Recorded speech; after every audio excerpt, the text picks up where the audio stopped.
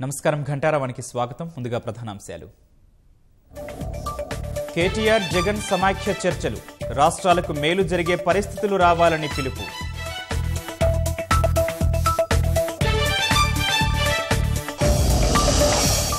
ఆంధ్రప్రదేశ్కు ప్రత్యేక హోదాపై మాట మార్చం, కొద్ది రోజుల్లో జగన్తో కేసీఆర్ చర్చిస్తారన్న తెరాస.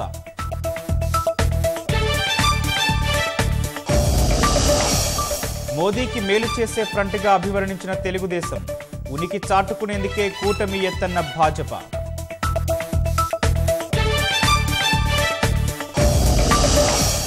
ముగ్గురు మండలి సభ్యులపై అనర్హత వేటు, తెరాస ఫిర్యాదుపై మండలి చైర్మన్ నిర్ణయం.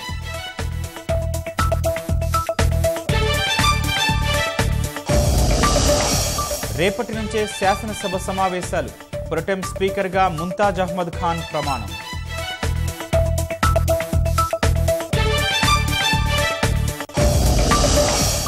కన్నడ రాజకీయాల్లో కొనసాగుతున్న ఉత్కంఠ, రహస్య శిబిరాలకు ఇరు పార్టీల ఎమ్మెల్యేలు.